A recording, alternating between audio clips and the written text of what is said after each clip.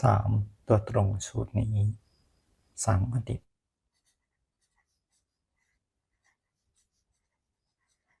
16พฤษภาคม2568ดูเลย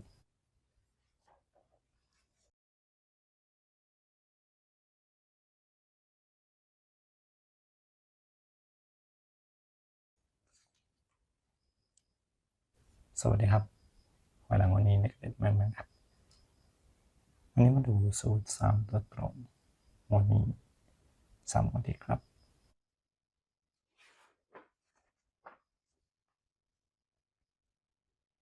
สูตรที่คำนวณครับมี3สูตรดังนี้ครับ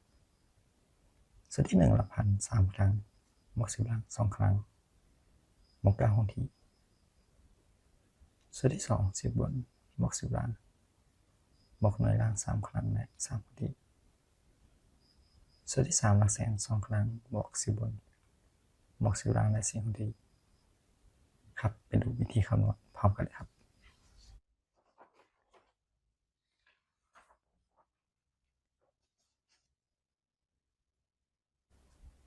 ครับตัวเลขที่คำนวณเป็นรางวัลที่1 757,563ล้าน32เริ่มจากงวดวันที่16มีนาคม2568ครับจากสูตรครับ7 3ครั้งบวก3 2ครั้งและ9คงที่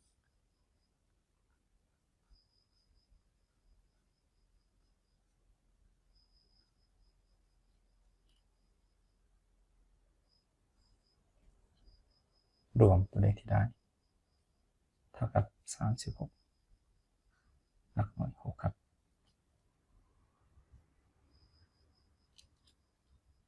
สูตรที่2 6บวก3บวก2 3ครั้งและ3คงที่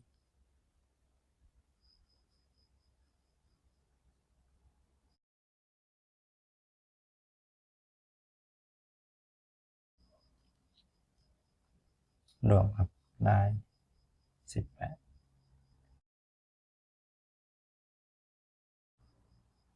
หลักหน่วยเลข8ครับและสูตรที่3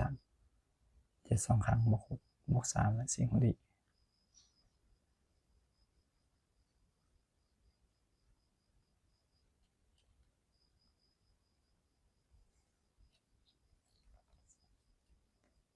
รวมตัวเลขครับได้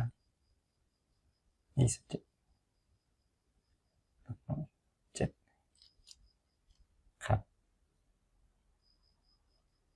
687เลขออก687ครับ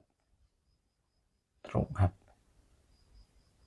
ต่อไปคำนวณต่อในงวดที่2ครับรางวัลที่1นะครับ66968จุดล้าง2ในงวดต่อมาวันที่1เมษายน9 2ครั้งบวก3 2ครั้งและ9คงที่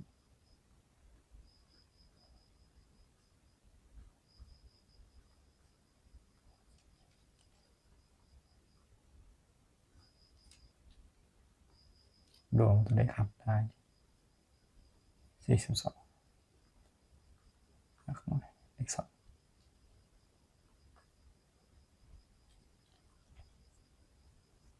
ส่วนที่2ครับ8บวก3บวก6 3ครั้งและ3คงที่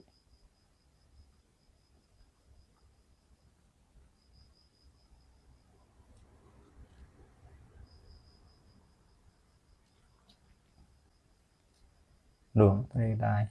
32ตัวแทน2ครับ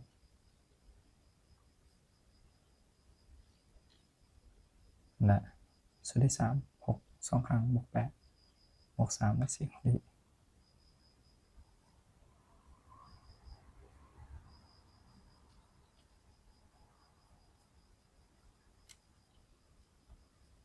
รวมครับได้27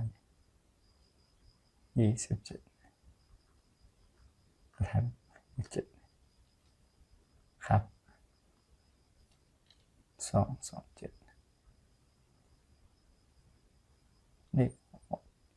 227ครับ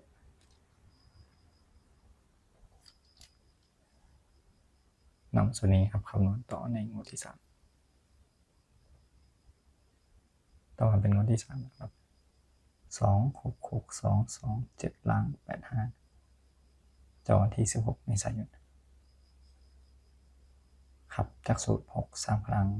8 2 ครั้งและ9 หนที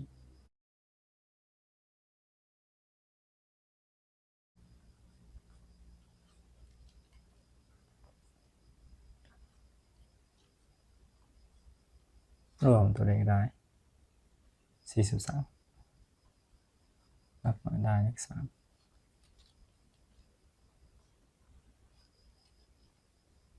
สูตรที่2 บวก8บวก5 2 ครั้งและ3 หนที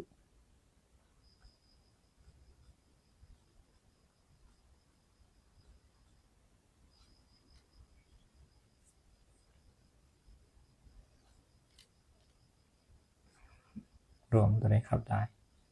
28หลักหน่วยเลข8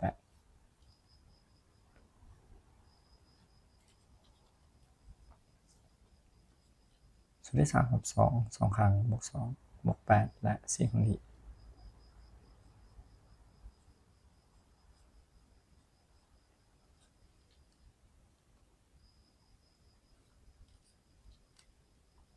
รวมได้18หลักหน่วยได้8ครับ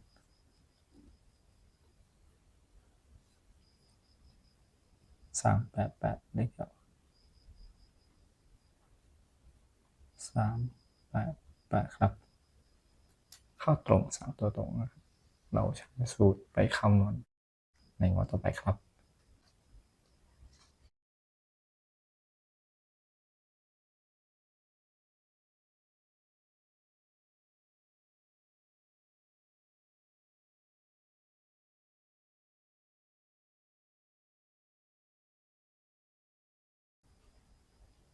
รางวัลที่1 2 1 3 3 8 8ล่าง06คำนวณในงวดนี้ครับเป็นรางวัลจากงวดวันที่2 พฤษภาคมวันที่ผ่านมาสูตรที่3 ครั้งบวก0 2 ครั้งและ9 หนที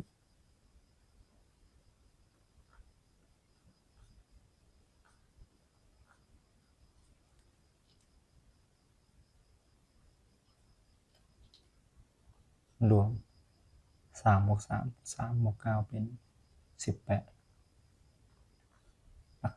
8นะครับหลักหน่วยสูตรที่2 8บวก0บวก6 3 ครั้งและ3 หนที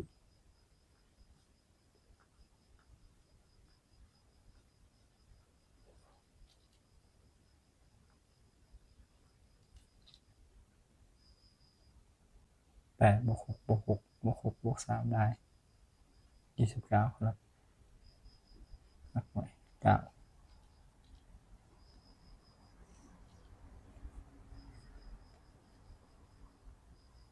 สูตรที่3 2 ครั้งบวก8บวก0และ4 หนที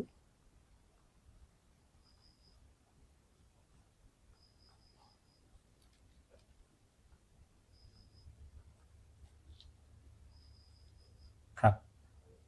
2บวก2 8บวก4ได้16หลักหน่วย6ครับ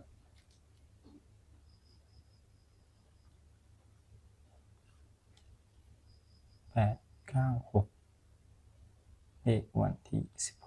16พฤษภาคม2568ครับ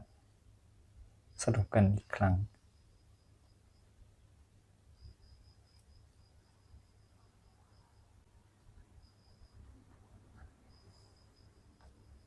สูตร3ตัวบน8 9 6เลขงวด16พฤษภาคม2568ครับก็ขอขอบคุณทุกท่านนะครับที่ได้ตามรับชมรับฟังครับแล้วก็อย่าลืมกดไลค์กดแชร์กดติดตามเป็นกำลังใจให้เราครับสำหรับวันนี้ขอทุกท่านโชคดีสวัสดีครับ